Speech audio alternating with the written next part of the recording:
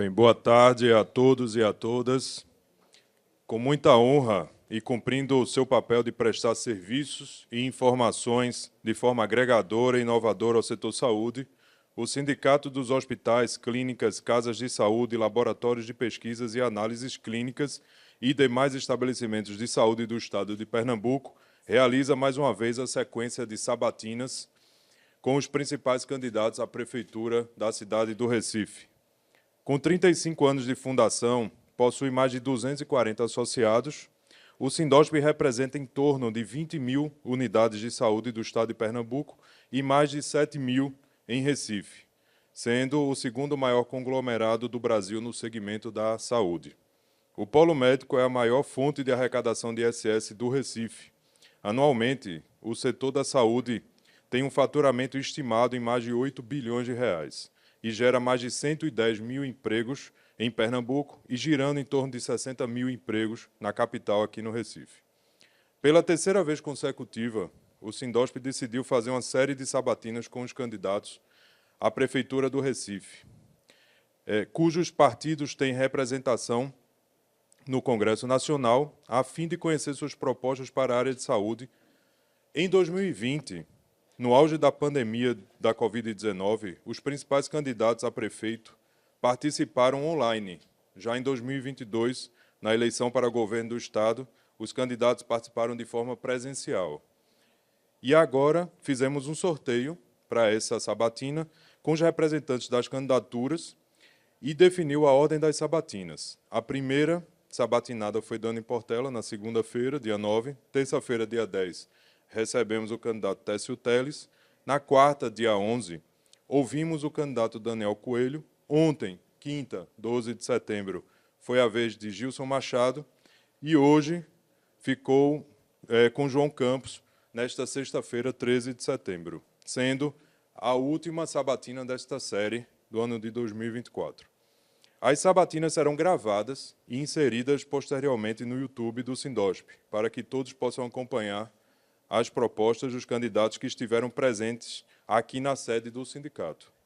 Como mencionado, nesta sexta-feira, dia 13 de setembro de 2024, estamos recebendo o candidato João Campos, do PSB.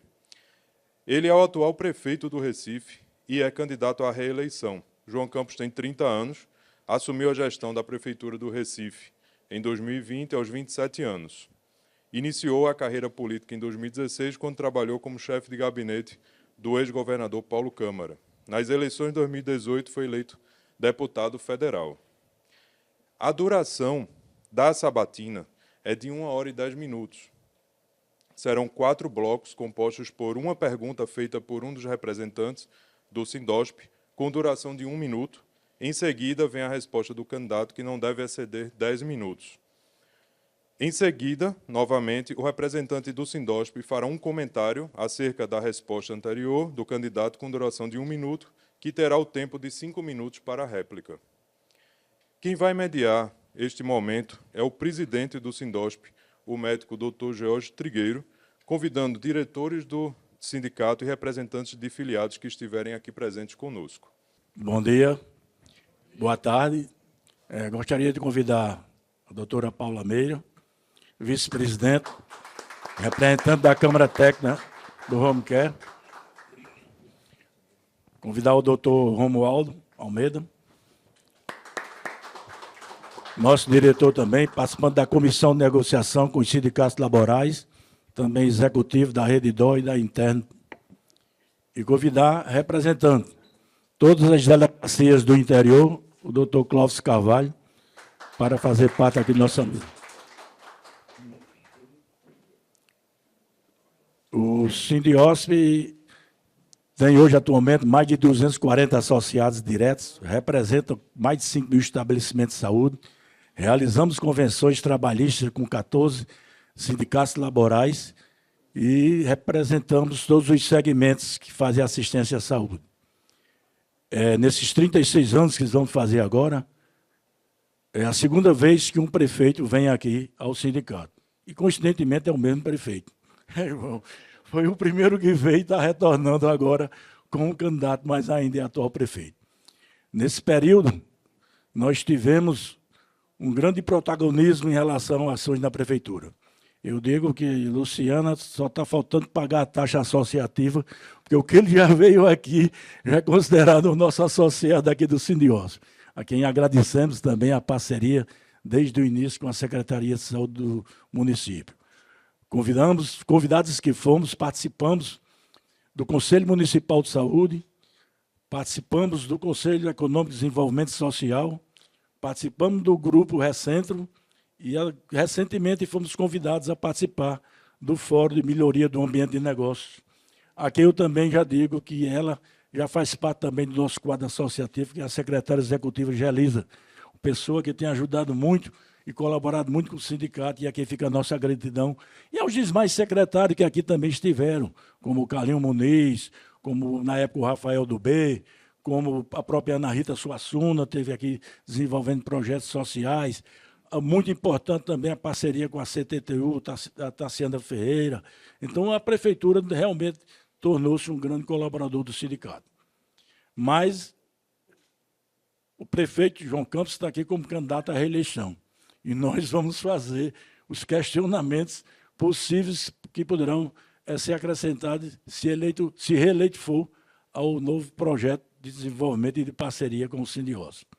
Para iniciar, prefeito, eu gostaria só de que o senhor fizesse essa colocação em relação ao projeto de parceria público-privada que tinha naquele modelo de bata cinza e bata branca que ia ser feito nas UPEs, e na questão da criação do CDI, o Centro de Diagnóstico de Imagem. Mas ontem eu até já vi que o projeto está mais agora direcionado para o ultrassom móvel. Nós temos vários associados. Hoje eu estava vendo uns dados recentes, por exemplo, ultrassom, nós temos aqui quase 300 e tantos ultrassons na cidade do Recife, temos 62 tomógrafos, quase 60 e tantas ressonâncias magnéticas, isso no setor privado, que poderíamos realmente dar continuidade a essa parceria que já desenvolvemos. Eu iria só iniciar no foco dessas ações e depois os outros diretores farão, então, as suas perguntas. É bom dizer que a saúde ela é transversal, né? Na questão da mobilidade, da segurança, da habitação. Nós apresentamos, inclusive, uma proposta que vivemos apresentando, a utilização de alguns imóveis ali no centro do Recife, que seja utilizado, destinado um certo percentual para atender os profissionais da área de saúde, o tipo técnico de enfermagem, enfermeiros, o pessoal de manutenção, o pessoal de limpeza, porque só 2 hospitais que eu posso citar como referência, tipo IMIP e Português, tem os dois dá mais de 10 mil funcionários ali naquela região. Então, a habitação no Centro do Recife, que é um projeto do Recentro, e o senhor já tem dado os incentivos, e no setor saúde não foi ainda beneficiado com essa ação, por conta de que é o maior contribuinte de ISS, e ter uma redução para os 2% lá dentro do Recife, eu sei que vai trazer um impacto. Mas seria bom também analisar essas questões. Então, queria, nesses 10 minutos iniciais, o senhor fizesse essas considerações. Bom dia a todos e a todas, saudar todos os associados do Sindiosp, saudando o George, o presidente, Paula Meira, Romualdo, Clóvis e os demais membros, aqueles que também vão acompanhar de forma remota em seguida. E para mim é uma alegria muito grande estar aqui no dia de hoje. Eu me sinto muito à vontade aqui. Eu acho que também por ser de uma família que tem muito médico, eu acho que eu também tenho um lado na saúde mais forte, mas principalmente porque eu tive aqui como candidato, né? A gente participou da sabatina, na verdade foi online, mas depois eu tive aqui como prefeito eleito, e na época eu fiz questão de visitar as instituições, porque como candidato eu disse que governaria junto com as instituições. E eu acho que cada vez mais não adianta estar no discurso, tem que estar na prática. Então eu fiz questão de vir visitar, Luciana aqui estava presente, também na época Rafael do B, era nosso secretário de Desenvolvimento Econômico, hoje é o 2º ou 3º homem da economia do Brasil, né? Trabalha com o ministro Haddad, e é um grande parceiro da cidade. A gente esteve aqui presente para discutir, e o mais importante, saudando aqui Luciano e Felipe, em nome do nosso time, nós conseguimos desenvolver diversas parcerias com o Sindiosp, e sempre com a lógica de a gente não precisa inventar a roda todos os dias. Muitas vezes a roda existe, ela está perto da gente e a gente precisa tropicalizar ela, deixar de uma forma que se enquadre ao interesse da cidade ou à capacidade pública de execução. Então, foi diante disso que diversas ações que foram construídas, desenhadas e que se tornaram políticas públicas, nasceram de conversas e construções junto com o sindicato, a exemplo dos nossos mutirões, onde a gente teve 3 editais diferentes para contratualizar serviço, também com a rede privada, expansão da rede de filantrópicos, e a gente conseguiu investir mais de 50 milhões de reais em mutirões para fazer mais de 110 mil procedimentos, consultas, exames, dentro desse escopo do mutirão do Recife Cuida. E aqui a gente fica muito à vontade de vir, porque a gente sabe que o caminho que nos trouxe até aqui é um caminho de realização. Então, muita coisa eu vou poder apresentar aqui foi feita e hoje é uma realidade na cidade. Mas o que nos anima não é apenas o que foi feito, mas é principalmente o que ainda tem por fazer. E a saúde é uma área, vocês sabem, vocês vivem e dedicam a vida a isso, é uma área que se você faz 10 coisas, deve ter mais umas 10 para fazer ainda. E quando você termina as outras 10, parece que surgem mais 15. E por aí vai. Então, é uma dinâmica permanente de ação e de realização. Mas eu vou ter a oportunidade de discorrer sobre todos esses pontos que são muito relevantes. Na verdade, você já começou, Jorge, botando 5 cerejas do bolo de uma vez só, né? Então, os 10 minutos vão ser pouco para descrever. Eu vou fatiar, né? Como um bom bolo, cortar fatias generosas, mas para explicar tudo. Mas eu queria destacar que eu não tenho nenhuma dúvida que uma parte importante do êxito da nossa gestão, que a gente alcança e tem esse reconhecimento no dia de hoje, se deu por uma iniciativa na saúde. A gente, no 15º dia, mais ou menos, de gestão, lá para o dia 15 de janeiro de 2021, nós fizemos uma reunião, Luciana estava presente, Felipe também, onde a gente começou a estruturar o processo de vacinação na nossa cidade para a Covid. Havia uma incerteza muito grande, vocês sabem disso, de como funcionaria o processo, se teria vacina, se não teria, se a aquisição seria feita pelo governo federal, se não seria. Então, você tinha um desencontro muito grande de informações. O que é que eu fiz? Eu busquei ter a informação direto da fonte. Então, ainda no período da transição, nós criamos um comitê de vacina específico, e eu, pessoalmente, fui em São Paulo, visitei o presidente do Instituto Butantan, conheci as instalações, conversei, enfim, com a diretoria do Butantan, estive em reunião com a atual ministra Anísia Trindade, que era presidente da Fiocruz, estive em contato com um grupo de empresários que estava fazendo uma fábrica de vacinas, uma linha de produção na Fiocruz do ano, pela iniciativa privada, e nós conseguimos rapidamente identificar e todos disseram: João, a vacina vai chegar. Então, esteja pronto que a vacina vai chegar. E vocês sabem, pelo Plano Nacional de Imunização, o governo federal compra a vacina, dá ao Estado, o Estado coloca a vacina com seringa, entrega ao município e o município aplica. Então, quem exerce o serviço de vacinação é o município. E nós, naquele dia, fizemos uma reunião e eu acho que 2 sacadas ali foram tomadas que foram decisivas. A primeira delas, de fazer um sistema de vacinação onde o cidadão escolhesse o dia, local e horário para se vacinar. E a segunda delas, a partir desse momento, a gente apresentaria a porta do serviço público digital para todo cidadão.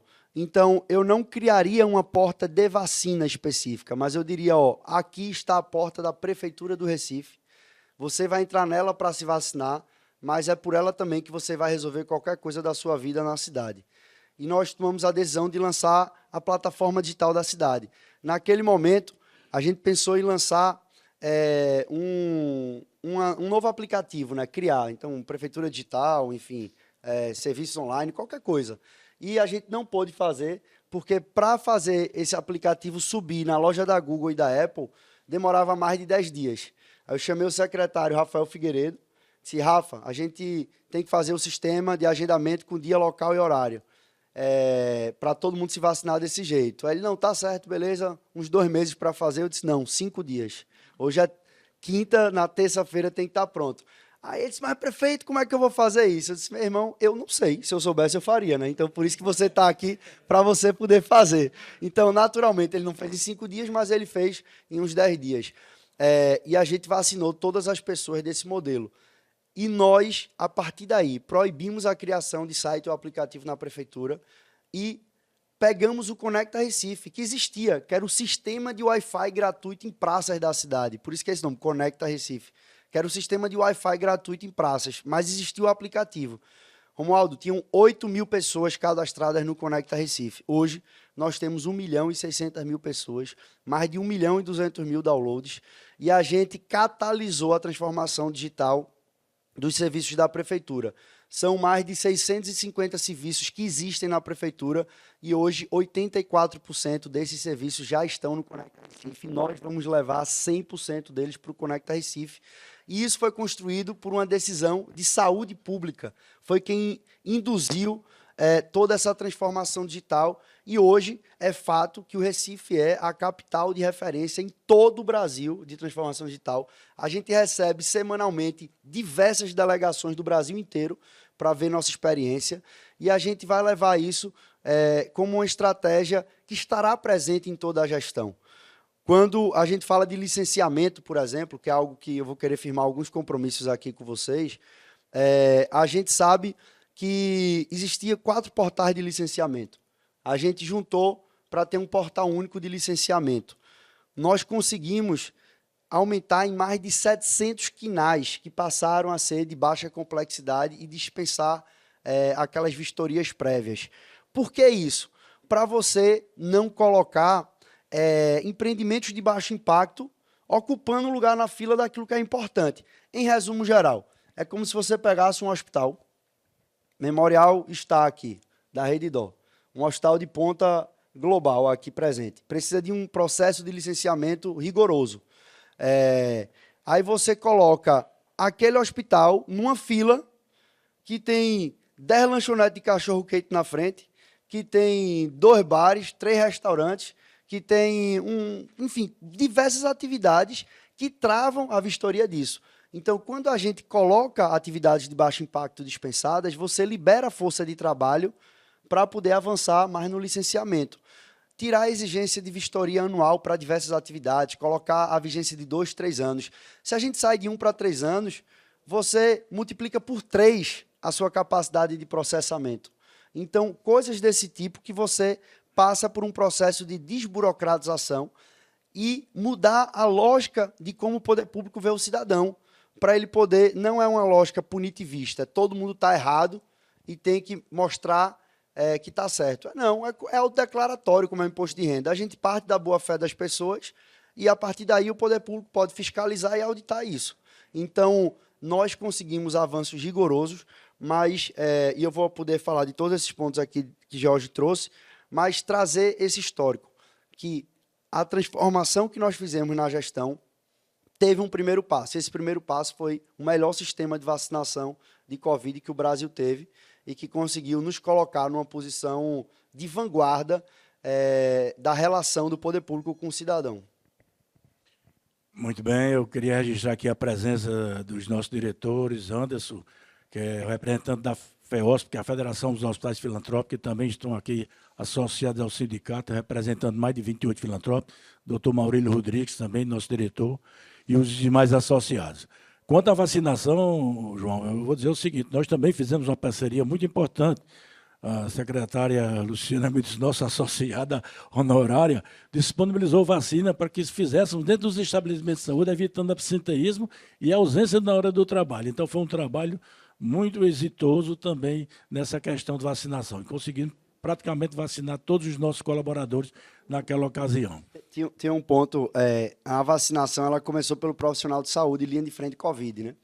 E a gente, esse é um ponto de uma vacina proativa, né, que o município vai até o local para fazer, e a gente tanto trabalhava para delegar, né, então poder deixar o profissional do hospital aplicar, mas com registro digital.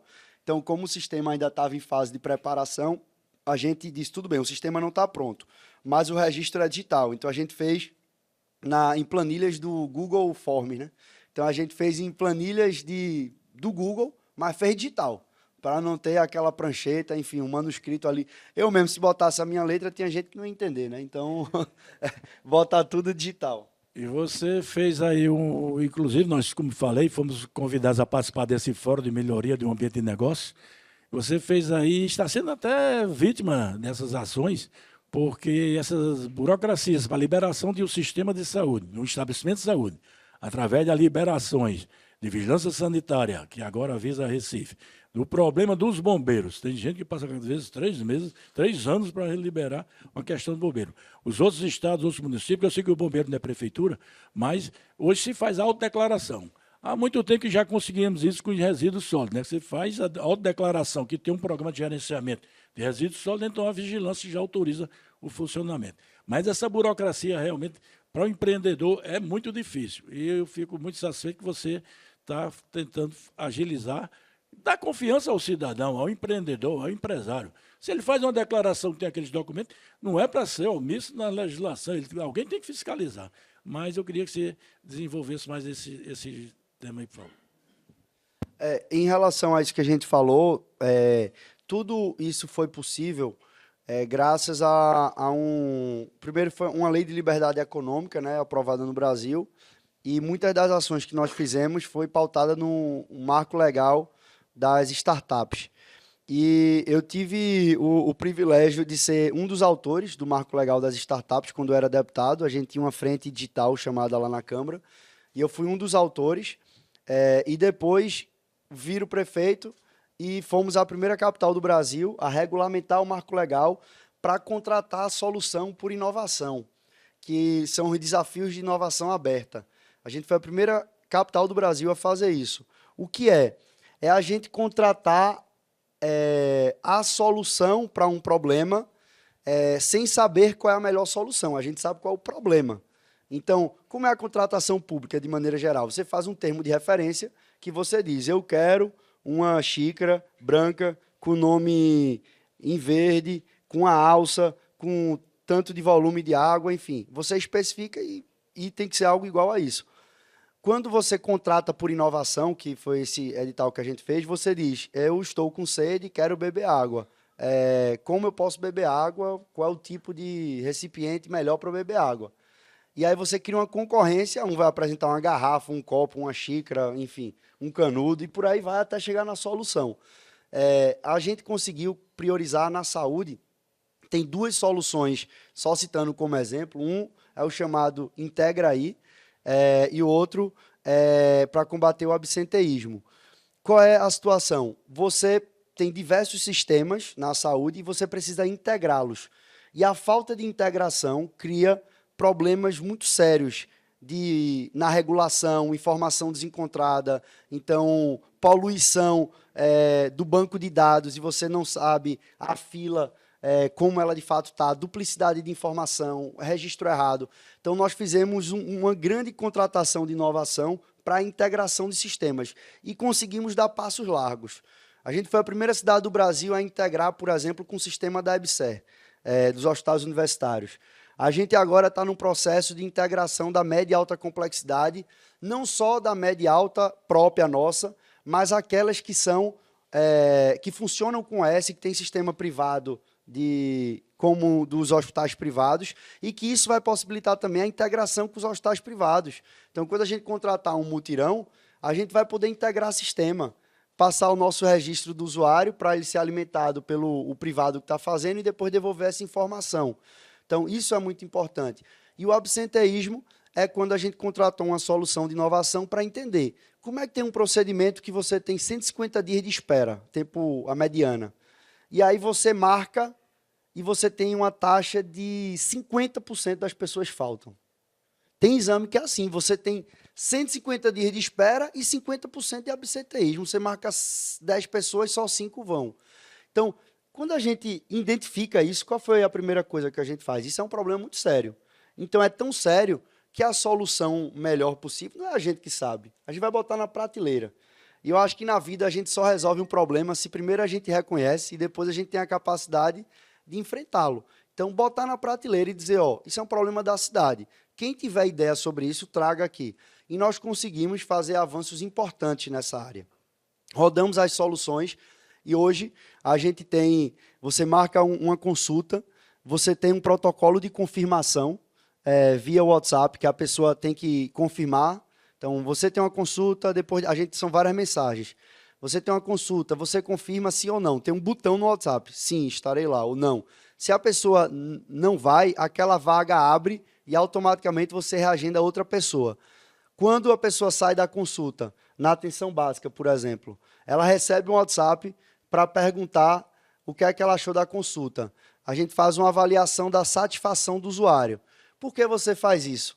Porque nós, hoje, temos gestores em todas as unidades da saúde, incluindo as da atenção básica, e a remuneração do gestor tem uma parcela variável importante, e o maior critério da remuneração variável é a satisfação do usuário. Então, você imaginar que uma pessoa sai da consulta, recebe a mensagem, avalia o atendimento, e aquilo vira um indicador que define a remuneração do gestor daquela unidade e de sua equipe. Então, isso está sendo feito. Isso só é feito se você não apenas falar de inovação, você tem que ter a capacidade de fazer. Então, eu acho que a grande diferença é isso, é você fazer e ter coragem de fazer as coisas certas. No início pode não ser bem compreendido, mas quando você faz aquilo que é certo, na minha opinião, é o único caminho e é o que vai ter reconhecimento no longo prazo. Eu fico muito satisfeito. Você falando em integração do sistema, interoperabilidade, o prontuário eletrônico do paciente. O HC Digital já tem, aqui nós somos das clínicas, mais de 1 milhão de prontuários já digitalizados. Pernambuco já está todo interligado. Mas eu não posso mais fazer pergunta, não, que eu já esgotei meu tempo. Vou passar aqui para a Paula Meira fazer as suas colocações. 1 minuto, Paula, mais 10 para ele responder. É um prazer estar aqui. A gente tem testemunhado essas evoluções, principalmente no lançamento, quando você fez a desburocratização das licenças. Isso foi um critério muito importante. O seu secretário, obviamente que ninguém faz nada sozinho, o seu time tem sido muito aberto para discutir e falar saúde. E um agradecimento à Luciana também, porque naquele primeiro momento da vacinação, uma tarefa muito difícil foi ter a visibilidade, a qual aqui eu sou a coordenadora da Câmara Técnica de Home Care, que é extremamente importante para o Estado, para os hospitais, foi importante na Covid e continua sendo importante. E o que é que eu gostaria de lhe perguntar sobre Home Care? Existe algum projeto da Prefeitura, principalmente para essa assistência em domicílio, desafogando os hospitais públicos e alguns municipais que você tem, fazendo a continuidade do tratamento das UPAs, muitas vezes, e tem UPAs aqui excelentes, mas chegam pessoas com 400 de glicose, mas não tem para onde ir, e como deveria ser, se existe algum projeto para isso. E, principalmente, encerrando a minha pergunta, já emendando, a paliação, que é uma situação que deveremos sempre avaliar, porque hoje mais de 60% das pessoas que recebem serviços domiciliares, elas têm um direito nato e que seria extremamente humano fazer a paliação na diminuição de custos e no acolhimento familiar em casa. Se existiria algum projeto para isso, João? Muito boa colocação, Paula. Só trazer um dado aqui relativo às licenças de atividade de alto risco sanitário. Em 2021, 54% eram liberadas antes de 120 dias. Em 22, foi para 57%. Em 23, 67%. E até junho desse ano, a gente já está com 74%.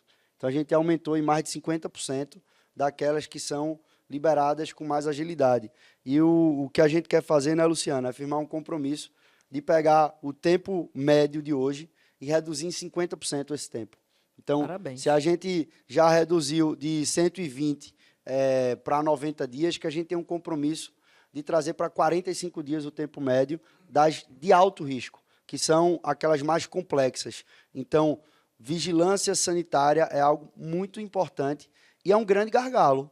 Então, a gente vai, principalmente, incrementar a equipe. Inclusive, eu fiz essa autorização para a gente incrementar a equipe de engenharia da área, que é onde está o principal gargalo, e a gente tem um compromisso. Tem que ter meta, né? Você não pode, eu estou disposto, eu vou fazer. Não. Qual é a meta? É reduzir em 50% o tempo médio, que já foi bastante reduzido, mas do que está hoje, do dia de hoje, dessa sabatina, a gente reduzir pela metade o tempo médio dessas de alto risco, porque é algo importantíssimo. Eu sei que é um dos principais gargalos da prefeitura, por isso que a gente tem que resolver.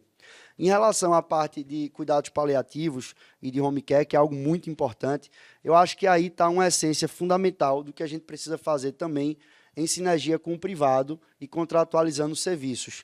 A gente fala de um tipo de serviço que há uma especificidade muito grande, e de que a gente tem essa atividade no privado, e você sabe disso, enfim, é uma grande referência nisso, e que a gente precisa, é o tipo de serviço que eu acho que o público precisa contratualizar do privado e ter o privado fazendo, porque, do ponto de vista de execução desse serviço público, eu acho que perde um pouco a efetividade e vai ser menos eficiente, principalmente para o cofre público e para o usuário.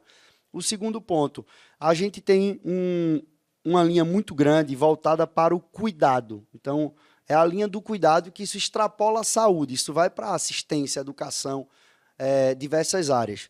Então, um desses eixos, quando a gente olha, é expansão dos centros TEA-NDI. Então, para diagnóstico precoce, terapia complementar, avaliação global, e a gente fazer esse cuidado com a criança com transtorno do espectro autista, com deficiências intelectuais, enfim, com necessidades especiais de aprendizagem.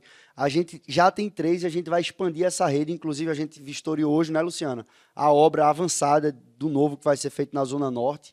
E a gente vai agregar novos serviços. Por exemplo, o cuidado com os cuidadores, cuidar de quem cuida. Então, se a criança está fazendo uma terapia naquele momento, é muito importante pegar a mãe, a tia, a avó, o irmão, o pai, e a gente dá a oportunidade de fazer uma formação técnica naquela hora, fazer um acolhimento com um psicólogo também, porque é cuidar de quem cuida. Então, a economia do cuidado é muito importante.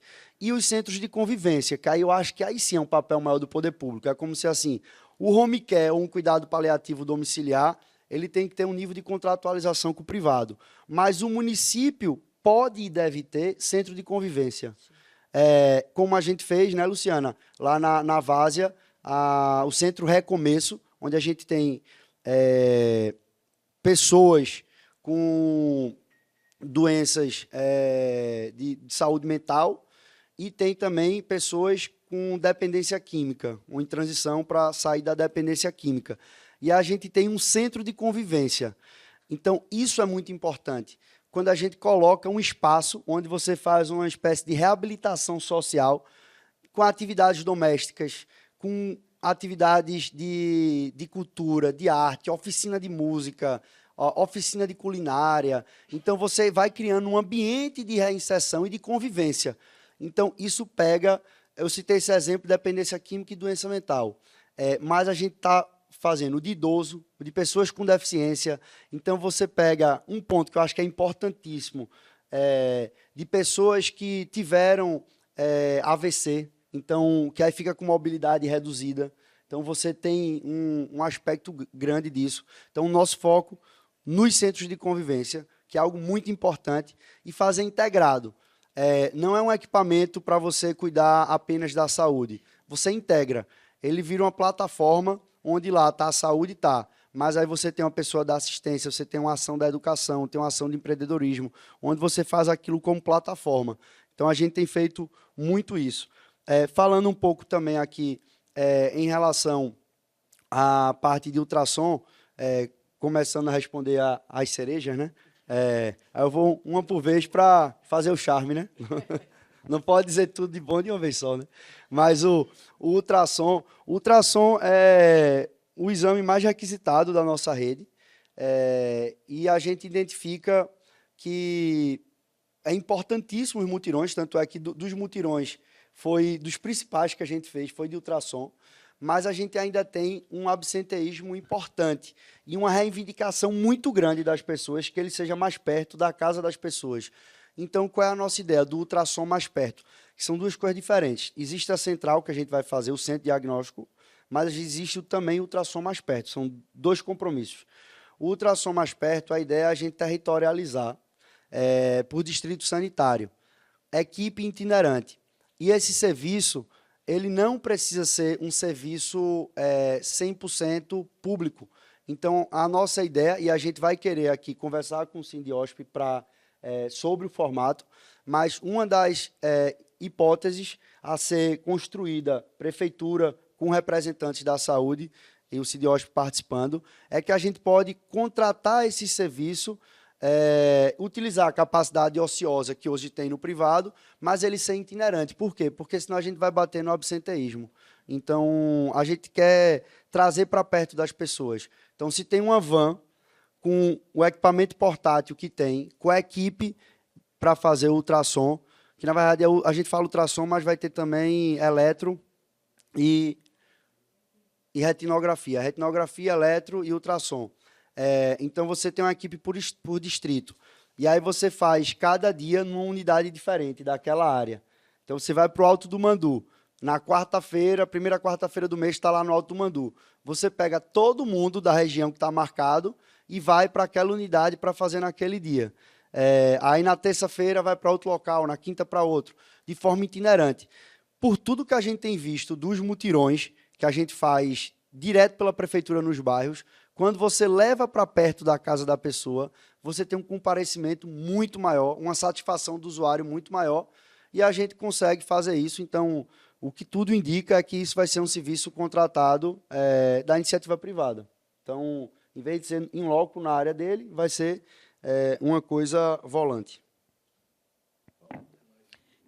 Mas, ainda na saúde, parabéns, são iniciativas bem importantes e você tem toda a razão sobre levar na casa é mais efetivo. Tem vários estudos sobre isso.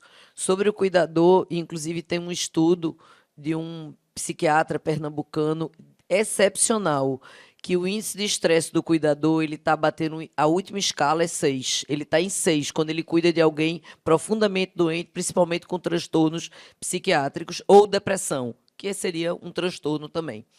E quando você passa a cuidar desse cuidador, ou cuida do indivíduo, como você está oferecendo essa socialização, ele cai para 2. Então, você tem, em vez de 2 pessoas doentes, você tem nenhuma. Uma controlada por tudo isso e outra. Mas aí, chamando a atenção dessa situação, a gente tem 2 problemas crônicos que impactam muito na utilização das UPINhas, que seria diabetes e hipertensão. E eu gostaria de saber se também existe algum projeto, principalmente de projetos integrativos, onde se tenha um conjunto de pessoas trabalhando juntos sobre a educação nessas doenças. O que tem a gente mais chamado a atenção?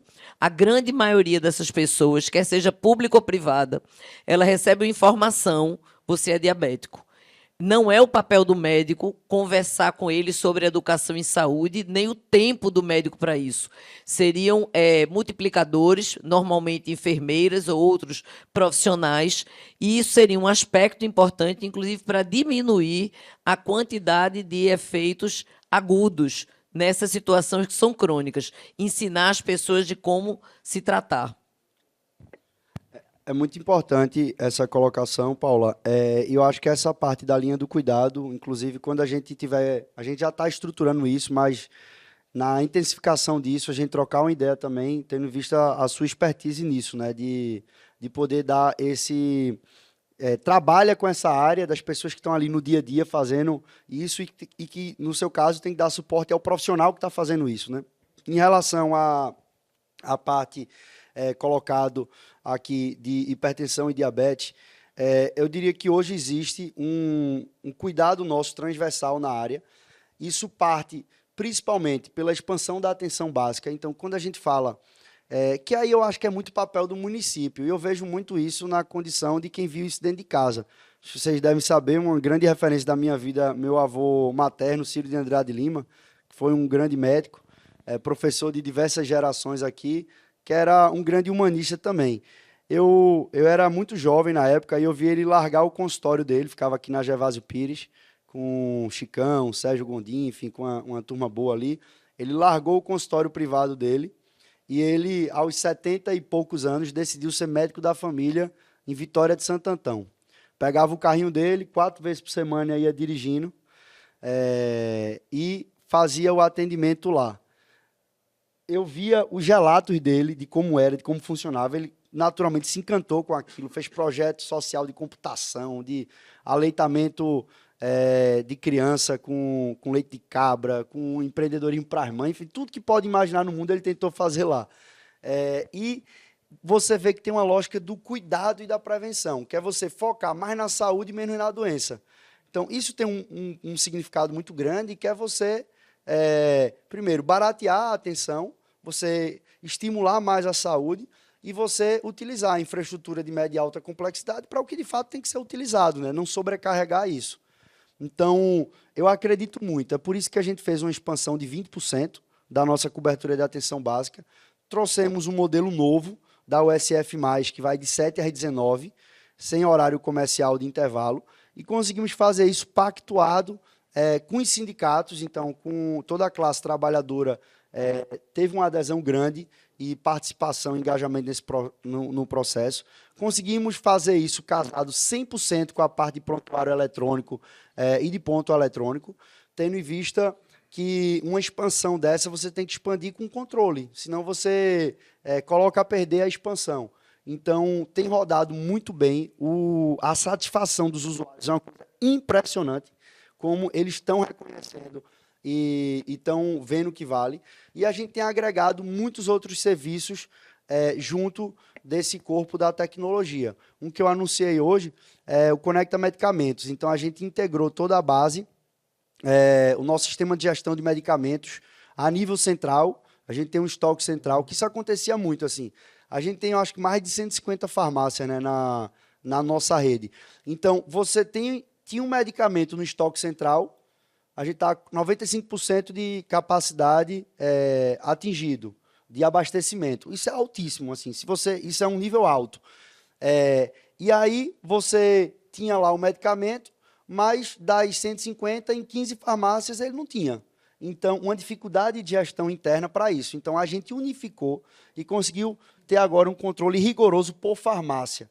E qual é o passo que a gente já fez o protótipo, validou ele e firmou o compromisso para colocar na cidade inteira, que é o Conecta Medicamento. Então, o cidadão, ele acessa pela página dele do Conecta Recife e ele solicita um medicamento, escolhendo em qual unidade ele vai pegar, qual dia e qual horário que ele vai pegar. É aquela lógica da vacina para o medicamento. Então, ele mora no Alto do Mandu, mas ele trabalha lá na Boa Vista. Aí ele marca na farmácia da Boa Vista, na sexta-feira agora, de 3 horas da tarde, ele passa lá e retira o medicamento dele. Se não tiver o que ele quer, ele deixa escrito e a gente vai notificar ele assim que chegou. Seu medicamento está disponível lá no Alto do Mandu, na Boa Vista. Vai lá pegar. Então, isso é muito importante. É você atender uma demanda do usuário, levando para ele a informação com qualidade. Então, isso é um ponto fundamental. E o outro, a gente tem hoje um programa de atividade física e a gente lançou a primeira moeda social do Brasil de estímulo à bonificação do bom cidadão.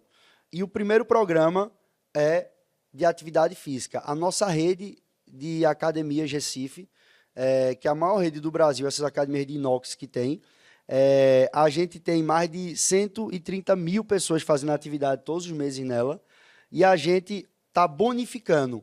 Então, quem faz o check-in na academia, marcou a aula, foi, e o professor atestou que ele foi lá, deu presença. Ele fez 1 hora de atividade física. Ele recebe um crédito dessa moeda social, e que hoje a gente tem um e-commerce que a gente troca benefício, mas a ideia é que a gente vai monetizar isso. Então, o que é que isso vai ser no futuro breve? Quem faz atividade física 3 vezes por semana vai ter desconto no IPTU.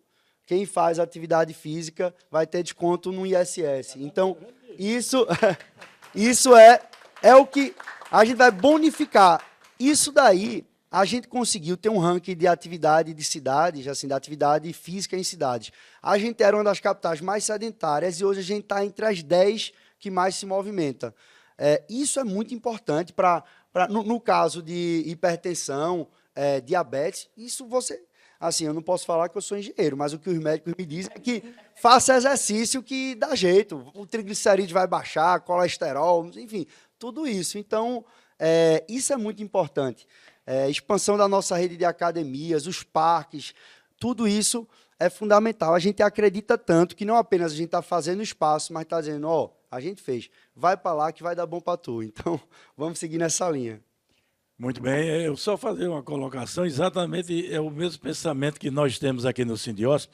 Nós fizemos um projeto junto com o SENAC, o Quality Health, aqui está um dos coordenadores, o professor Eurico Noblar, junto com o Iberê, Silvio, onde nós já conseguimos capacitar mais de 800 colaboradores aqui no estado de Pernambuco. Sabemos que nós temos uma delegacia em Petrolina, uma em Serra Talhada, está aqui o nosso delegado, temos em Goiânia, estamos em Caruaru, temos em Garanhuns e a sede regional em Arco Verde. Uma das preocupações foi fazer um curso exatamente de cuidador de idoso. O que a gente tem dito, João, é o seguinte, a população está envelhecendo, hoje já temos mais de 25% da população com 60 ou mais. O cuidado que a gente tem que ter com os idosos é exatamente isso que você está fazendo através do seu programa Conecta Saúde, é levar o agente comunitário para dentro da casa do idoso para saber se ele realmente está tomando a medicação, está fazendo alguma atividade. Criar maternidade é interessante, mas nós temos leite disponível para atender esse pessoal, principalmente no interior, não precisa estar fazendo maternidade. A fecundidade hoje está caindo assustadoramente. Hoje uma mulher que tinha 6 filhos, hoje tem 1,8. A natalidade de 100 mil habitantes nascia 7 crianças, hoje nasce 1,7. Então, não precisamos mais de tanta maternidade assim, certo? O Hospital da Criança tem que cuidar das crianças, mas tem que preocupar muito com o idoso. Outra questão que você falou aí em relação a esse segmento das doenças crônicas não degenerativas, isso é importante. A prevenção é muito importante. Nós recebemos aqui a secretária Ana Rita Suassuna, nós 2 vezes. Nós temos uma creche aqui perto, que a gente tentou fazer o projeto de Escola de Paz. Eu já fiz isso no Alberto Seip, quando ele teve a referência lá na Espanha, que o Romualdo fez o primeiro curso de pós-graduação conosco, o Alberto Filho também está ali, foi também. A gente já tinha essa Escola de Paz, a prevenção de gravidez na adolescência, a prevenção de doenças sexualmente transmissíveis, que hoje são infecções sexualmente transmissíveis, a prevenção do pré-natal de causas de adolescência e gravidez, são as gestantes que têm mais riscos. Aqui nós vivemos numa comunidade também aqui de alta incidência de dependente de droga aqui perto, não entra aqui no Beco do Casado, aqui em Santa Amaro. A gente tem esse interesse de fazer esse projeto social em conjunto também. Mas eu vou, depois da minha intervenção, passar a palavra para o doutor Clóvis. Como eu digo, ele é o nosso delegado regional do Sertão, lá com a sede em Serra Talhada, que abrange várias cidades e várias regiões, e tem uma experiência também aqui no Recife, como anestesiologista que ele é. Primeiro, parabenizar o prefeito João.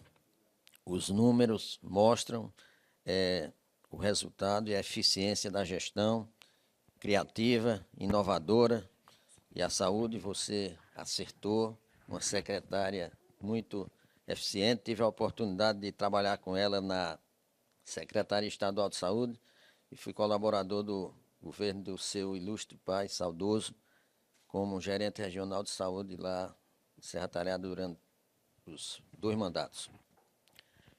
Um dos grandes problemas que hoje não é só em Pernambuco, mas no Brasil, é a questão da terapia renal substitutiva, a hemodiálise.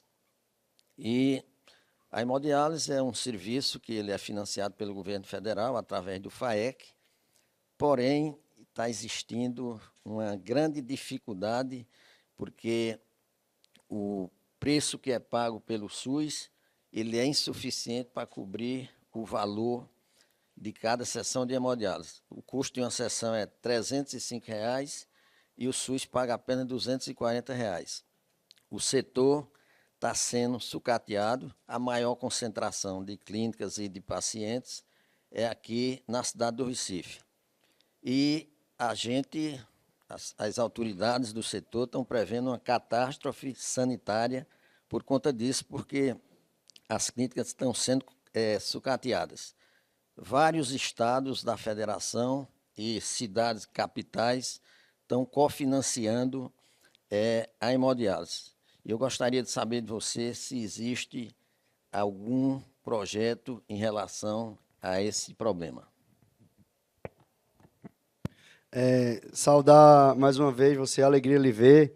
A gente tem uma execução direta no Hospital do Idoso do Recife, então a gente faz hemodiálise lá. Isso é um ponto de muita atenção nossa. agora tem uma responsabilidade e uma presença dentro da dinâmica de saúde, você sabe, com a componente estadual muito mais forte.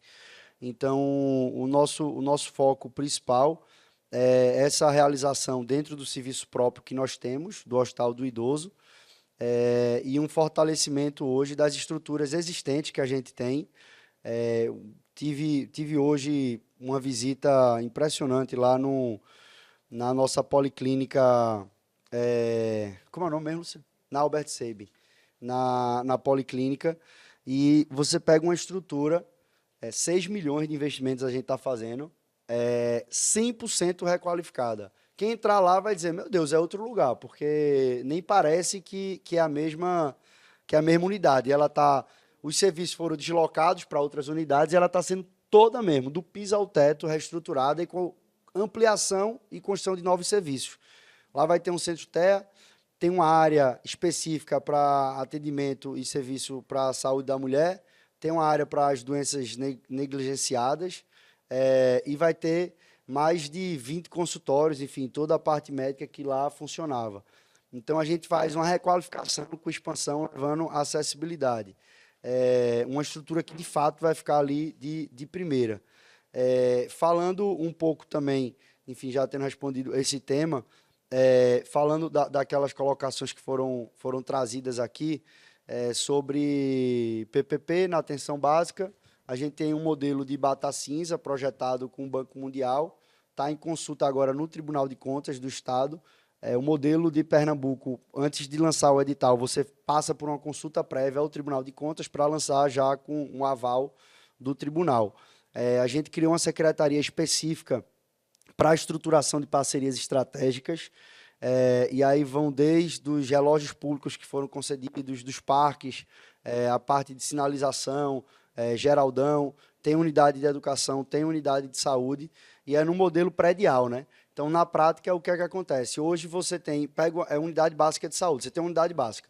Aí você tem mais de 10 contratos para fazer o gerenciamento daquela unidade. Então, você construiu com um contrato, tem um de manutenção, vai ter um de limpeza, vai ter um de vigilância, vai ter contrato para... Assim, são 19, né? Eu chutei 10, assim, é mais de 10, mas 19 contratos diferentes.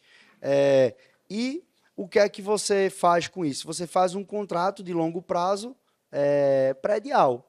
Você, em vez de ter 19 contratos sendo geridos e que ano a ano, 2 em 2 anos, você vai ter que ir refazendo, você faz um contrato de 20, 25 anos, que o concessionário tem que lhe entregar tudo aquilo que é previsto nos 19 contratos hoje existentes. Então, você dá uma segurança jurídica muito maior, você tem uma economicidade de longo prazo e qualidade de execução do serviço, né? Porque você tem exigências muito maiores para a execução disso. Então, a nossa ideia é que a gente são unidades que serão requalificadas e tem unidades que serão implantadas. Então, a concessão prevê essas duas iniciativas. Metade a ser requalificado e passar a ser administrado pelo privado, e as outras que serão construídas do zero. Então, é um processo que eu acredito que a gente tem que fazer, porque você traz mais eficiência e você passa a ter um poder regulador, né? Então, você concede e você cria uma estrutura de regulação do contrato para você fazer aquele contrato ser cumprido. Isso já existem boas experiências no Brasil e no mundo nessa área, por isso que a gente é uma área que fica sob a responsabilidade do secretário Felipe, que a gente está fazendo, estruturando, e temos tido resultados muito importantes. A exemplo da parte dos parques, eu até contei essa história a Romualdo, a gente fez um contrato de concessão dos 4 parques, lembrando, acesso 100% gratuito de todos os equipamentos do parque, né? Então, você tem um acesso gratuito, mas você tem um plano de investimento do privado. O plano de investimento, ao longo do tempo da concessão, entre custeio e o investimento mesmo, são de mais de 450 milhões. Então, você imaginar, você desonerar 450 milhões do cofre municipal, delegando isso a um serviço privado. O plano de investimento inicial nos 4 parques, no contrato, era de 20 milhões. Os primeiros projetos que estão sendo apresentados, os pré-projetos, né, ainda não é o projeto executivo, mas do privado para o público passa de uma estimativa de 50 milhões de investimentos iniciais. Então, você imaginar que isso seria feito com dinheiro público e agora vai ser com recurso privado. Só o que a prefeitura gastava com esses 4 parques dava mais de 10 milhões por ano. Então, a gente automaticamente deixa de gastar esses 10 milhões, a virada do contrato vai ser entre janeiro e fevereiro. A gente vai deixar de gastar e a gente vai poder utilizar em outros parques da cidade e parques novos que nós estamos abrindo. Então, é um modelo que eu acho que a gente tem que fazer e é buscar assim, a eficiência do serviço público. A prefeitura é uma plataforma de serviço. As pessoas querem... um cidadão sai de casa, ele quer um serviço bem feito. Então, se ele vai num restaurante, ou se ele vai fazer uma manutenção, trocar uma pilha de um relógio, qualquer coisa que ele vai fazer, a pessoa quer um serviço bem feito e também quer um serviço público bem feito. Então, a gente tem que transformar e trabalhar para ter os serviços cada vez mais bem feitos e o usuário ficando satisfeito com eles. Então, tudo que vier nessa direção, a gente tem que fazer. A gente conseguiu fazer tudo isso, expandimos a rede, fizemos um volume de mais de 3.500 contratações. Isso é muito importante, né? Então, saúde, principalmente, você é gente cuidando de gente, então você tem que ter pessoas, e a gente conseguiu crescer, expandir a economia da cidade. Isso é um ponto que eu tenho que registrar. O polo médico, hoje, os serviços de saúde representam a mais importante atividade econômica da cidade do Recife. Quando a gente olha do faturamento, que é quase, enfim, um pouco mais de 9 bilhões de reais, a gente está falando da principal arrecadação, a principal arrecadação, mas também, a gente está falando de quase 60 mil empregos diretos, são 54 a 56 mil empregos. E Recife representa mais da metade de todos os empregos na área de saúde do estado de Pernambuco. Então, é claro que a gente tem um polo para o estado e um polo regional. Tem um dado, eu conversava com o Felipe há pouco, que eu acho que poucas pessoas sabem, a gente fala muito do tamanho do nosso polo médico, né? Que de fato é grande. Mas tem uma informação que é muito importante. O IBGE faz uma conta que é o estudo de áreas de influência. Então, ele pega as cidades e vê qual é a área que ela influencia para a utilização de serviço. É como se você chegasse, no caso de São Paulo, você vai em São Paulo, as pessoas de São Paulo usam São Paulo. Aí ele vai medindo nas outras cidades para entender até que cidade utiliza São Paulo como serviço, polo de serviço. A principal região de influência do Brasil é São Paulo, ponto. É a que tem o maior número de brasileiros. Sabe qual é a segunda cidade do Brasil que tem a maior influência da sua atividade econômica? Recife. A gente tem 23 milhões de pessoas que têm Recife como principal polo de serviços de atividade econômica. Depois vem Belo Horizonte, com 21 milhões. Depois vem Fortaleza, com 20 milhões. Então, é um dado impressionante, isso é do IBGE. Então, a gente consegue ser a segunda região do Brasil em nível de influência. E eu não tenho nenhuma dúvida, que uma parte significativa dessa contribuição é o polo de saúde. Nenhuma dúvida. Que o que massifica isso é a gente entender que se uma pessoa estiver no interior da Bahia, de Sergipe para cá, até o Rio Grande do Norte, o ponto de influência é nosso. Lá atrás, Sergipe era mais Bahia, hoje é mais Recife, dito pelo próprio IBGE. Então, a gente precisa consolidar isso, e para isso é o quê? É conseguir ter, do ponto de vista de empreendimento, uma cidade mais ágil de licenciamento, menos burocrática, mais harmônica com o investidor privado, para crescer a economia. Ter programa de formação é fundamental. Então, como a gente está formando hoje, formação no serviço técnico com bolsa pelo município na área de saúde, como a gente está fazendo. E dialogar com o mercado. Então, não adianta a pessoa ser formada se ela não vai ter nenhuma oportunidade de trabalho naquela área. Então, a gente tem que formar as pessoas vinculado à necessidade que o mercado coloca, que precisa para poder empregar. Então, esse conjunto de frentes diferentes, isso vai consolidando o Recife ao longo do tempo futuro também, como um grande polo de serviço, e o polo médico como a vanguarda disso tudo. Então, passa a palavra ao doutor Romualdo. Prefeito, Boa tarde a todos. É um grande prazer estar aqui com você e encerrando o seu primeiro mandato. Eu vejo Luciana, que também merece nossos parabéns pela equipe que ela montou, além de você que teve, na campanha, antes de você chegar aí, você foi alvo de questionamentos, onde avaliavam você pelo fato da pouca idade, isso ser sinônimo de competência. E você está encerrando aí o mandato hoje, onde as pesquisas dão essa resposta, pelo excelente trabalho que você fez em todos os segmentos, e não é só na saúde, mas você é o João dos morros, João das encostas, das praças, do saneamento, da educação, da cultura, do lazer. E fico hoje cada dia mais surpreso em saber que cada dia você surpreende a população com ideias modernas, soluções que são referência, inclusive, para o país. Hoje você deixou de ser um político de dimensão estadual, hoje você é a principal referência de Pernambuco de dimensão nacional. Pergunto a você, né, já que vocês, voltando ao assunto saúde, que eu acho importante, esse é o motivo é o principal motivo de nós estarmos aqui. A saúde necessita de uma economia aquecida, desde o setor público ao setor privado. A gente precisa de uma economia aquecida para que a gente possa crescer, possa desenvolver, isso em todos os sentidos. O que é que o prefeito João, no seu segundo mandato, tem na sua cartola aí, não é, de ideias surpreendentes para atrair investimentos e o aumento de arrecadação no setor e para oferecer ao setor de saúde um diferencial de resultados e, obviamente, de aumento de receita para a prefeitura e, consequentemente, para todos nós aqui?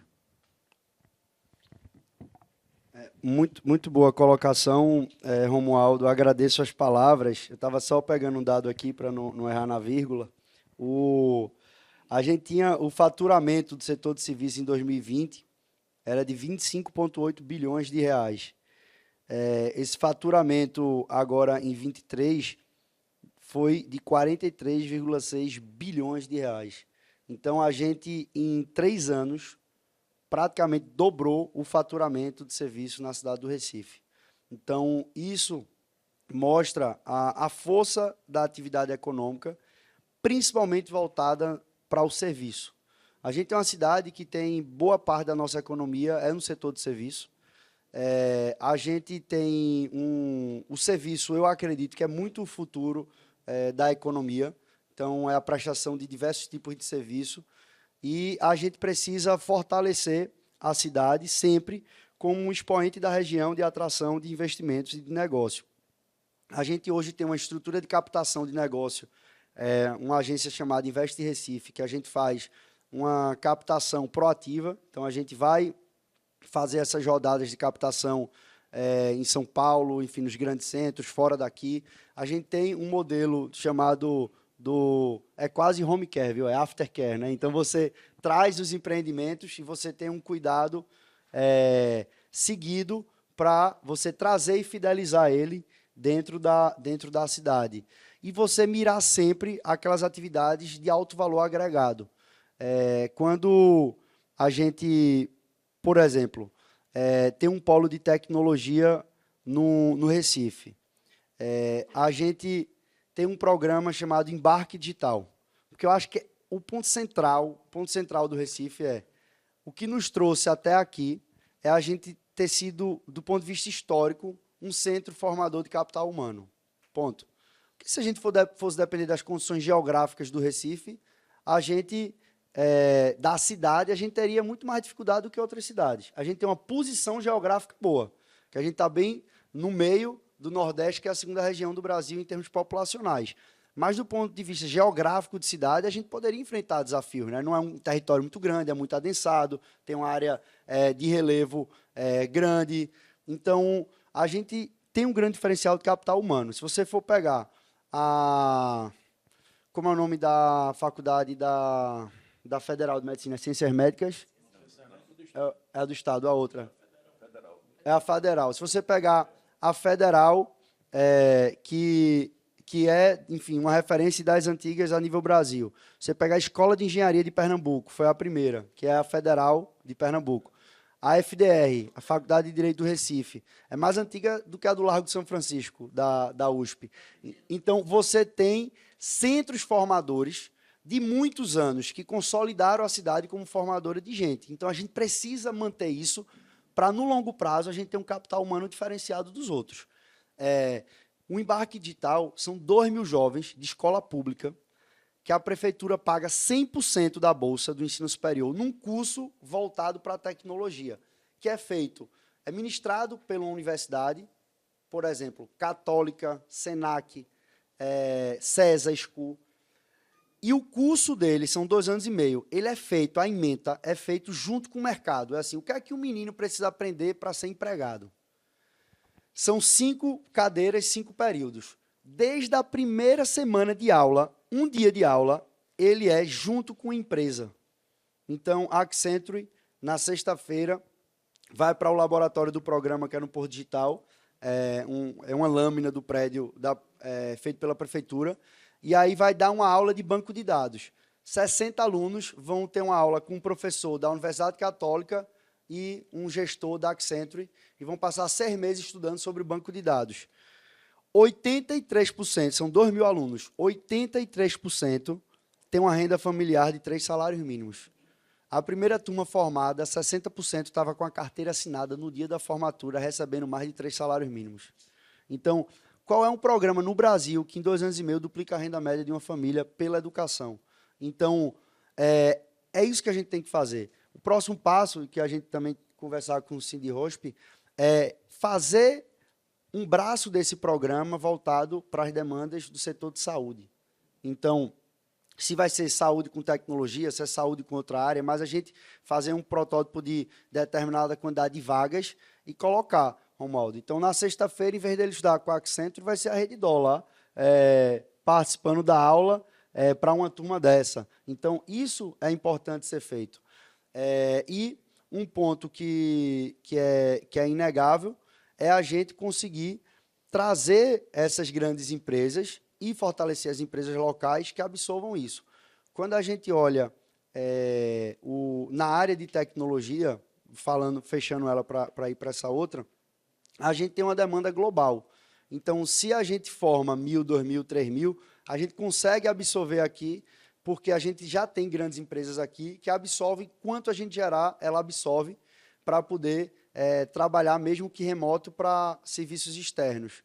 A gente consegue fazer isso, para vocês terem uma ideia. A gente tem uma empresa aqui chamada NTT Data, não sei se alguém já ouviu falar, está no Moinho Recife. Essa é a maior multinacional japonesa de tecnologia. É uma gigante japonesa, são mais de 250.000 funcionários do mundo. A gente tem 600 funcionários aqui. A gente tem aqui a LifeRay, metade do passo alfândega hoje é dela. Ela está presente em 27 países. Tem grandes contratos com a NASA, com o Exército Americano. O sócio global dela, hoje mora no Recife, está com 700 funcionários e quer trazer a sede global da companhia para cá. E aí tem um estudo do IPEA, publicado recentemente, que mostra a renda do trabalhador no território da cidade. E aí ele faz um mapa de calor. Depois eu vou até lhe mandar, não sei se vocês viram isso. Ele faz um mapa de calor da renda vinculado ao território da cidade. A cidade do Recife hoje tem 2 listras de alto rendimento de salário, que é o polo médico. Então, imagina ali que a Ilha do Leite fica uma manchazinha escura, que é a renda mais alta, e o outro é o bairro do Recife, que é o polo de tecnologia. Então, o que é que a gente tem que fazer? A gente precisa aumentar a renda média da cidade, ponto. Como é que a gente aumenta a renda média? Formando e ocupando posições melhores remuneradas, com mais qualificação. Então, isso é muito importante. E aí, o que é que a política pública tem que fazer? É garantir que o menino da periferia ele vai poder ter essa formação e ele vai ocupar uma vaga dessa. Essa vaga não vai ser restrita a quem pôde estudar na escola privada, na universidade, não. Ela vai ser, por política pública, induzida para que qualquer pessoa da cidade possa ocupar essas novas vagas geradas. E trazer investimento. Então, quando a gente fala de investimento público também como indutor, eu acredito muito nisso. A gente, ano passado, 2023, nós fizemos 853 milhões de investimento público. O recorde anterior era 570 milhões, que foi no ano anterior nosso, 22, e antes tinha sido 530 milhões, o recorde histórico do Recife, que foi no ano em que Recife fez 50% da Via Mangue. Então, nós fizemos, no ano passado, um investimento de 853 milhões de reais, e esse ano vai chegar perto de 1 bilhão de reais. Então, fazer um investimento como indutor do desenvolvimento. Então, é ponte, é drenagem, é espaço público, é iluminação, é escola, é unidade de saúde, é hospital. É você criar infraestrutura de cidade que suporte e trazer mais investimentos. E investimentos são estratégicos. Você pega o que a gente está fazendo na Orla. A gente fez as primeiras etapas, né, com quiosque, com banheiro. Agora, a gente deu ordem de serviço, uma obra de 100 milhões, que é a requalificação plena do calçadão, iluminação. Vinculado a isso, a gente fez um incentivo fiscal para retrofit de hotel. E a gente está trazendo um centro de manutenção de aeronave de grande porte e consolidação do nosso hub. Então, a gente faz um investimento em várias frentes, desde incentivo fiscal, investimento público, a atração de companhia privada, para você fortalecer um segmento importantíssimo, que é o do turismo. Então, é fundamental você ter uma estratégia permanente de crescimento. A nossa economia tem que crescer. Para vocês terem uma noção de que isso é um fato, nós contratamos mais de 5 mil nomeações de servidores públicos em 4 anos. E nós atingimos, nesse momento que eu falo para vocês, a gente tem o menor comprometimento da receita da cidade com folha dos últimos 20 anos. Como é que é possível se você nomeou mais de 5 mil pessoas e está com menor comprometimento? A gente cresceu. Então, a gente cresceu muito, e é por isso também que vocês veem a cidade fazendo investimento em todo canto. Então, tem que crescer a economia. E aí, para terminar esse ponto, que eu acho que é um ponto de vista importantíssimo, eu acho que a gente tem que ter um Estado eficiente.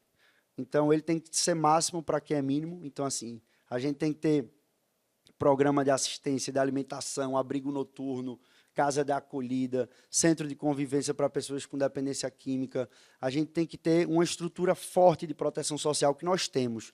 Mas a gente tem que ter a capacidade de fazer PPP, concessão, fazer processos de desburocratização, de dispensa de licenciamento. A gente tem que fazer um processo de muita eficiência para a gente ganhar mais tração e ter a capacidade de ser um Estado equilibrado. Então, investimento social, atração de investimento privado e equilíbrio nas contas. Então, a gente só faz o que faz hoje aqui, porque no primeiro ano da nossa gestão, e Felipe participou disso, Luciana, nós fizemos ajustes fiscais importantes e que a gente conseguiu ter uma nota de crédito que viabiliza a operação de crédito internacional, a operação de crédito no Brasil, plano de investimento de longo prazo. Então, eu não acredito em nada na vida desequilibrado. E na gestão pública também. Tem que ter equilíbrio, inclusive, das contas públicas. Bom, como ele ainda tem 5 minutos, antes das considerações finais, eu vou ver se ele tira 3 cerejas aí do bolo ainda. 2 ele já respondeu. Ele perguntou do ultrassom. Eu queria agora saber como você poderia incrementar mais essa parceria público-privada, reduzir o mutirão. A gente já fez essa proposta anteriormente. Como sabemos, aí a arrecadação aumentou muito, graças a Deus, e com isso vai junto também a contribuição do setor saúde na arrecadação do ISS. Um projeto do mutirão, Luciana fez várias contas e chegou, principalmente nos hospitais filantrópicos e o pessoal de diagnóstico. Mas o privado está disposto a contribuir com isso. E a gente fez aquela proposta de se fazer uma compensação do ISS. Até um limite de 2% ou 3%, nós hoje pagamos 4%, é o ISS mais alto aqui da região metropolitana. ou fazer com quem já estava na dívida ativa ou quem está contribuindo. Então, a gente podia fazer essa permuta e incentivar. Eu sei que reduziu muito, mas existem ainda dados dizendo que as cirurgias eletivas, cirurgias ortopédicas, cirurgias urológicas, ainda estão elevadas aqui na cidade do Recife. Não sei se é do Recife, porque quando você faz o absenteísmo, a pessoa comparece, ou ele já realizou, não entrou no sistema. Então, eu realmente não tenho esse dado específico. Era um desses pontos. Seria essa compensação tributária na prestação de serviço pelos hospitais privados. E a outra seria o que a gente está chamando o corredor da saúde, que é essa priorização da requalificação do centro do Recife, disponibilizando moradias para o pessoal do setor de saúde, principalmente os de apoio operacional e também da assistencial, como técnicos, como enfermeiro, mas tem um pessoal de manutenção, pessoal de limpeza, onde se fizesse ali a construção, como já em outros países já existe, do térreo ali da Avenida do Guararapes, aqueles edifícios, colocar creches, colocar supermercados, colocar posto de saúde. Então, essa é uma das grandes preocupações. E a terceira que você falou aí, que é a questão dos alagamentos, né, do saneamento básico dos alagamentos, principalmente na acessibilidade. A Avenida Recife está fazendo um trabalho muito robusto, mas Abdias de Carvalho ainda tem esses pontos, esses gargalos de alagamento. São essas 3 cerejas para você terminar em 5 minutos e depois fazer as considerações finais. Vamos lá. Eu estava mandando mensagem já aqui para a equipe. Essa ideia de fazer um refis trocando por serviço de saúde, eu acho uma boa ideia. Esse cabe na legislação, mas eu acho uma boa ideia. Você pega a dívida ativa e você pode trocar por serviço. Em vez do empreendimento do privado pagar aquilo, transferir recurso, você faz por troca de serviço e dá um desconto, né? Então, o município deve 10 milhões, dá um desconto de X% trocando por serviço. Eu acho uma boa ideia, vamos estudar isso. O segundo ponto, a gente está com o PPP. Tem 2 grandes projetos que eu acho que a gente precisa ter os grandes empregadores aqui da área de saúde participando. Um é a PPP de locação social no centro e o outro é o plano urbanístico da Guararapes. Os 2 são focados em moradia no centro, perto do polo médico. Então, eu acho que a gente precisa, Felipe, marcar uma reunião para apresentar esses 2 projetos e para, nesse momento, estar presente aí os grandes empregadores aqui do centro. Então, a Rede Dó vai ter que estar, Português, enfim, os hospitais que têm um maior volume de empregos, porque esses próprios grupos de saúde podem ser parceiros do projeto privado, de você ter um determinado quantitativo de unidade habitacional que fique à disposição dos trabalhadores, né, daquela área. Um outro ponto, plano de investimento de drenagem na cidade. A gente está fazendo na cidade toda e a gente vai começar agora, inclusive na próxima semana, começa a principal obra da bacia do rio Tegipió, que o Recife tem 3 bacias hidrográficas, Beberibe, Capibaribe. É o caos na terra do ponto de vista de macrodrenagem. Leia-se, em termos de avenida, Abdias de Carvalho está na bacia do Tegipió, Avenida Recife, só acho que não alagam. Avenida Recife está na bacia do Tegipió. Mascarenhas de Moraes está na bacia do rio Tegipió. Zé Rufino está na bacia do rio Tegipió. 2 Rios está na bacia do rio Tegipió. Então, a gente vai fazer um plano de 500 milhões de reais. Qual é a vantagem? Qual é a boa notícia? A gente tem um modelo hidrológico e hidrodinâmico que nós fizemos, uma equipe de holandeses, pesquisadores locais, para fazer esse modelo. A primeira vez na história do Recife foi feita. E o que é mais difícil normalmente? Dinheiro, né? Nós temos o dinheiro para fazer, que é fruto daquela operação com o Banco Interamericano. São 500 milhões. Na próxima semana começa o primeiro trecho da dragagem do rio e a gente vai ter obras de grande porte, que tanto vão conter aumento do nível do mar, quanto funcionar para momentos de chuva e de drenagem, que vai pegar o incluindo, por exemplo, o canal da Chesf, ali que é na entrada da Abdias de Carvalho, que está uma situação muito difícil ali, que nós já estamos fazendo uma intervenção agora de imediato, vai ter um projeto estruturante para resolver aquele ponto de alagamento, e a gente vai seguir, enfim, fazendo investimentos nessa área. Em relação ao CDI, que eu terminei não falando, a gente vai fazer, que vai ser o Centro de Diagnóstico por Imagem, vai ficar no centro da cidade, uma área aproximada de 2.000 metros quadrados, e a gente vai modelar e também conversar com vocês sobre o melhor formato de funcionamento, mas a ideia é que haverá, sim, um modelo de gestão diferente para o funcionamento dessa unidade. E hoje é o principal gargalo, é você conseguir atender a demanda de exame, consulta de especialidade e, enfim, fechar diagnóstico. A gente acha que pelo menos 25% da nossa fila vai poder ser reduzida com esse equipamento, que vai ser uma linha de produção de exame diagnóstico. Então, vamos fazer, vai ficar no centro da cidade. Você tinha perguntado da bata cinza, do ultrassom, do CDI, acho que foi tudo, né? Eu acho que já completou. Eu agora só agradecer. Tem 3 minutos para fazer o resumo do seu plano de saúde e para a sua... Veja, eu acho que muito foi falado aqui. Tem 3 minutos, considerações finais. A gente também... Primeiro, agradecer George, agradecer a todo mundo, agradecer a quem dedica aí a sua energia e sua vida a cuidar da saúde do município. Fizemos muito, né, Luciano? A gente lançou o plano Recife Cuida, foram 400 milhões em investimentos na saúde, aquisição de medicamento, de equipamento, reforma de unidade, ampliação de serviço, mutirão, contratação de pessoas. Tudo isso viabilizou um incremento importante. É fato que ainda tem muita coisa para fazer, e o que me motiva é isso. Se não tivesse mais nada para fazer, eu não teria nem interesse em estar disputando a eleição. Então, eu estou aqui para falar o que foi feito, mas para dizer que nós estamos aqui para fazer o que falta. Por isso que a gente tem que fazer mais mutirão, mais parceria, expandir a capacidade de processamento e realização de exames, concluir o Hospital da Criança, que vai ficar uma coisa muito bonita. E, de fato, hoje, o que acontece é que você tem uma super demanda do estado todo, que bate aqui, que termina preenchendo, e você pensa, como é que Recife tem X mil leitos e numa sazonalidade de doença respiratória uma criança do Recife não tem leito? Então, por que isso é comprometido por toda a região metropolitana que não tem, enfim, por parte do interior que tem de forma insuficiente? Então, a gente vai criar uma estrutura de suficiência para a nossa capital, porque senão você vai ter uma estrutura que vai ser utilizada porque não tem.